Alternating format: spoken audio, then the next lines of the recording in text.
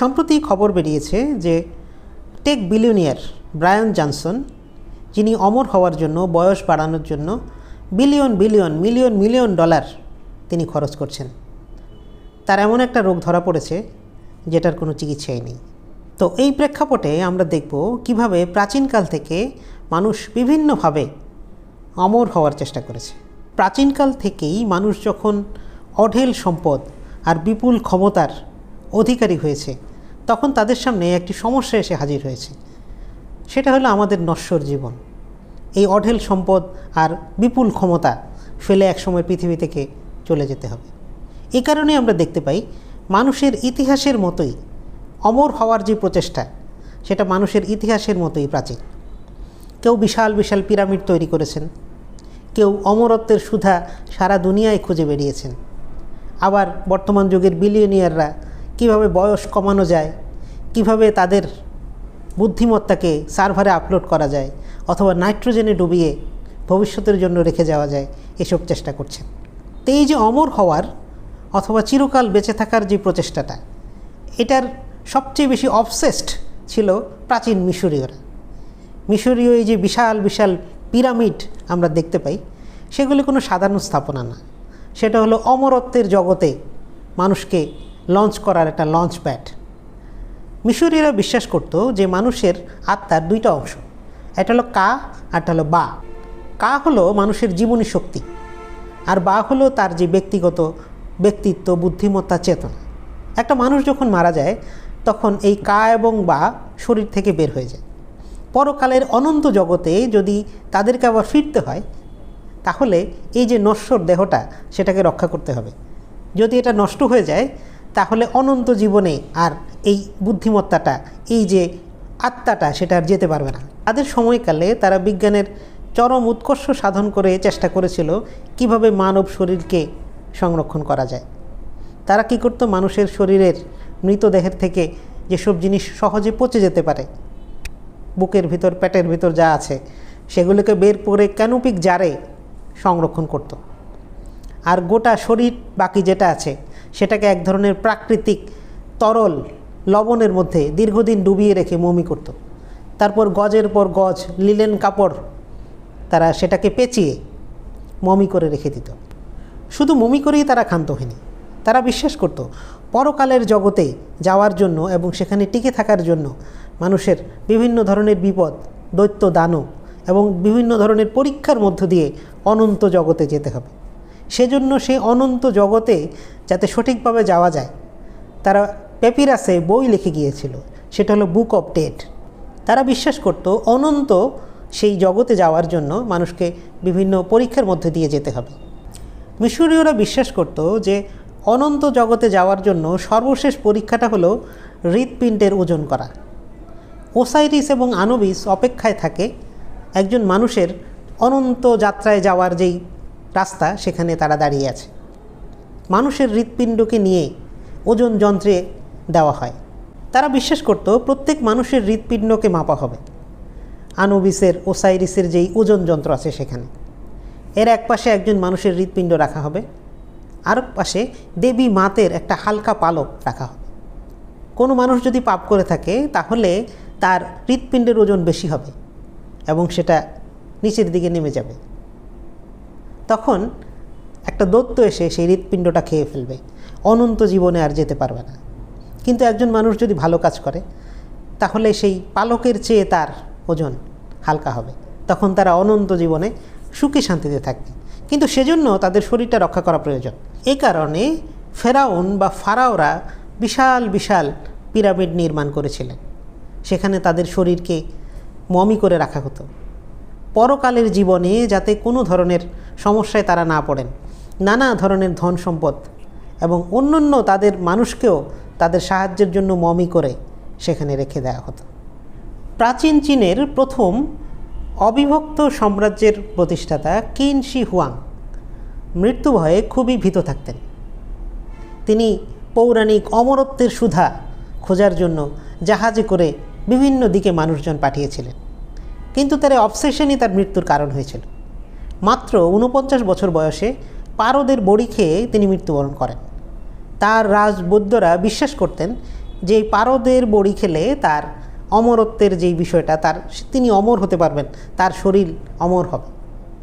ভবিষ্যতে অথবা পরবর্তী জগতে তার সাম্রাজ্যকে রক্ষা করার জন্য তিনি হাজার হাজার মাটির টেরাকোটার আর্মি তৈরি করে রেখে গিয়েছিলেন। শোনা যায় দুনিয়ার বিরাট একটা অংশ জয় করার পর সম্রাট আলেকজান্ডারও ওয়াটার অফ লাইফ, মানে জীবনদায়ী যে জল, পৌরাণিক কাহিনীতে বর্ণিত জীবনদায়ী জলের খোঁজ করেছিলেন যাতে তিনি অমর হতে পারেন।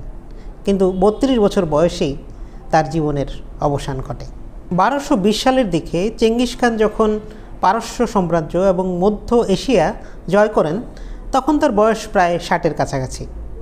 এই অজেয় বীর তখন বুঝতে পারছিলেন তার শরীর ধীরে ধীরে ভেঙে যাচ্ছে। তখন তিনি খোঁজ পান চীনের এক তাওয়িস্ট সাধু আছেন, তার বয়স 70-এর উপরে, কিন্তু তাকে যুবকের মতো দেখায়। তার পরামর্শ পাওয়ার জন্য, তার কাছে গোপন যে রহস্য আছে সেটা জানার জন্য হাজার হাজার কিলোমিটার দূর থেকে সেই সাধুকে নিজের কাছে সমন পাঠান। সেই বিপদসংকুল হাজার হাজার মাইল পার হয়ে তাওয়িস্ট সাধু যখন চেঙ্গিস খানের সামনে আসেন তখন চেঙ্গিস খান জিজ্ঞেস করেন, তোমার কাছে কি অমর হওয়ার কোনো গোপন সুধা আছে?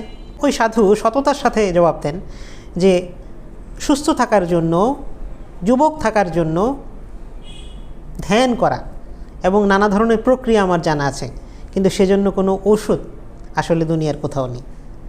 চেঙ্গিস খান একটু হতাশ হয়েছিলেন, কিন্তু তিনি তাওয়িস্ট সাধুর সেই কথায়, তার যে সততায়, সেটাতে মুগ্ধ হয়ে তাকে নানা ধরনের পুরস্কার দিয়ে আবার ফেরত পাঠিয়ে দিয়েছিলেন। শারীরিক অমরত্বের যখন কোনো সন্ধান চেঙ্গিস খান পেলেন না, তিনি ঐতিহাসিক অমরত্ব পাওয়ার একটি রাস্তা বের করলেন। তিনি চাননি তার যেই মৃতদেহ যেটা দুর্বল হবে, সেখানে তার কোনো শক্তি থাকবে না, তখন তার শরীরের উপর কেউ আঘাত করুক অথবা তার সমাধিটা কেউ চেনে রাখুক। এই কারণে তার মৃত্যুর পর তাকে মঙ্গোলিয়ার এমন এক গোপন স্থানে তাকে সমাহিত করা হয় যেটার হদিশ কেউ জানে না। তার সৈন্যরা আশেপাশের সকল লোককে সেখানে হত্যা করে ফেলে যাতে কেউ এটার হদিশ না জানে, এবং সেই এলাকার উপর দিয়ে প্রচুর ঘোড়া ছুটিয়ে দেওয়া হয় যাতে তার সমাধির কোনো অস্তিত্ব পাওয়া না যায়। বর্তমান যুগের বিলিয়নিয়াররাও অমর হওয়ার জন্য অবসেসড। বর্তমান যুগে তারা এই সমস্যাটাকে দেখছেন একটা সফটওয়্যার ইঞ্জিনিয়ারিং প্রবলেম হিসেবে। তাদের মতে মানুষের শরীরটা হলো একটা বায়োলজিক্যাল যন্ত্র, এটা বিভিন্ন প্রক্রিয়ার মাধ্যমে তৈরি হয়েছে। এটাতে যেসব সমস্যা আছে সেগুলোকে জেনেটিক অথবা অন্যান্য ইঞ্জিনিয়ারিংয়ের মাধ্যমে চেঞ্জ করে মানুষের আয়ু বৃদ্ধি অথবা অমর হওয়ার সম্ভব। এই কারণে তারা এটাতে million million billion billion dollar খরচ করছেন।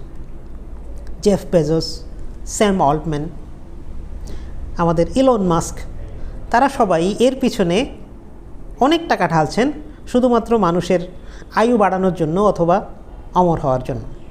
জেফ বেজোস সহ আরও কয়েকজন বিলিয়নিয়ার প্রায় কয়েক বিলিয়ন ডলার খরচ করে একটা ল্যাব বানিয়েছেন, সেটা হলো অল্টোস ল্যাব। সেখানে নোবেল জয়ী বিভিন্ন রসায়নবিদ এবং বিজ্ঞানীদেরকে কাজ দেওয়া হয়েছে। তাদের কাজ হলো মানুষের যেই বয়স্ক হয়ে যাওয়া কোষ সেটাকে আবার তরুণ করে ফিরিয়ে আনা। এর মাধ্যমে সেলুলার রিজেনারেশন অথবা এই প্রক্রিয়ার মাধ্যমে মানুষের বয়সকে ধীরে ধীরে কমিয়ে আনা এবং বয়সের আয়ু বৃদ্ধি করার চেষ্টা তারা করে যাচ্ছেন। ওপেন এআইয়ের স্যাম অল্টম্যান রেট্রো বায়োসায়েন্স নামে একটি প্রতিষ্ঠান প্রায় 180 মিলিয়ন ডলার খরচ করে প্রতিষ্ঠা করেছেন। এর কাজ হলো সেলুলার লেভেলে কাজ করে মানুষের আয়ু অন্তত 10 বছর বাড়ান। এর বাইরে আছেন ইলন মাস্ক, তিনি মানুষের নিউরাল নেটওয়ার্ক নিয়ে কাজ করছেন। ইলন মাস্ক মনে করেন যে একটা সময়ে মানুষের যে বুদ্ধিমত্তা সেটাকে সার্ভারে আপলোড করা যাবে। তো এখন থেকে উনি চেষ্টা করছেন কিভাবে মানুষের বুদ্ধিমত্তাকে একটা নিউরাল নেটওয়ার্কের মাধ্যমে কম্পিউটারে অথবা সার্ভারে আপলোড করা যায়। এর মাধ্যমে যখন কৃত্রিম বুদ্ধিমত্তা অনেক শক্তিশালী হয়ে যাবে, অনেক আধুনিক হয়ে যাবে, তখন মানুষের এই বুদ্ধিমত্তাটা সার্ভারে অথবা অন্য একটা জায়গায় অনন্তকাল টিকে থাকতে পারবে। এছাড়া সিলিকন ভ্যালির অনেক বিলিয়নিয়ার বিশ্বাস করেন যে একটা সময়ে বিজ্ঞান এত উন্নত হবে মানুষের বুদ্ধিমত্তাকে সার্ভারে আপলোড করা যাবে। এই কারণে যারা এখন বার্ধক্যে চলে গেছেন, মৃত্যুর কাছাকাছি, তারা তাদের শরীরটা অথবা মাথাটাকে নাইট্রোজেনের মধ্যে সংরক্ষণ করে দীর্ঘদিন রাখার জন্য আরও 100 বছর তারা রাখার জন্য বিভিন্ন চুক্তি করে যাচ্ছেন।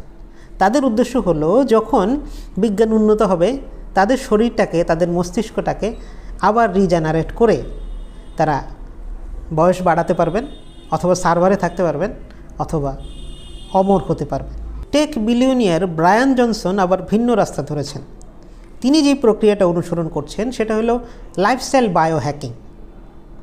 প্রতিদিন প্রচুর পরিমাণ সাপ্লিমেন্ট নেওয়া, তারপর শরীরের সব অংশ বিভিন্ন ধরনের যন্ত্রের মাধ্যমে পর্যবেক্ষণ করা, এমনকি তার 18 বছরের ছেলের প্লাজমা নিজের শরীরে নেওয়ার মাধ্যমে তিনি বিভিন্নভাবে চেষ্টা করে যাচ্ছেন যে কিভাবে আরও বেশি দিন বাঁচা যায়। কিন্তু দুঃখের বিষয় হলো কিছুদিন পূর্বে তার এমন একটি রোগ ধরা পড়েছে, ইনকিউরেবল একটা ডিজিজ, মানে এটা কখনো সারবে না। তো বাস্তবতা হলো অতীতকাল থেকে বর্তমান কাল পর্যন্ত মানুষ অমর হওয়ার নানা চেষ্টা করেছেন, কিন্তু এখন পর্যন্ত তাদের যেই সর্বশেষ গন্তব্য সেটা মৃত্যুই হয়েছে। ব্রায়ান জনসনের ঘটনা সেটাকেই প্রমাণ করে। আমরা যতই চেষ্টা করি, মৃত্যু আমাকে একসময় গ্রাস করবে। ভবিষ্যতের কথা বলা যায় না, মানুষ হয়তো অমরত্ব অর্জন করে ফেলতে পারে এবং নিজেদেরকে স্রষ্টার পর্যায়ে নিয়ে যাওয়ার দাবি করতে পারে। সেটা কী হবে সেটা সামনেই আমরা দেখতে পাব। ধন্যবাদ। আসসালামু আলাইকুম।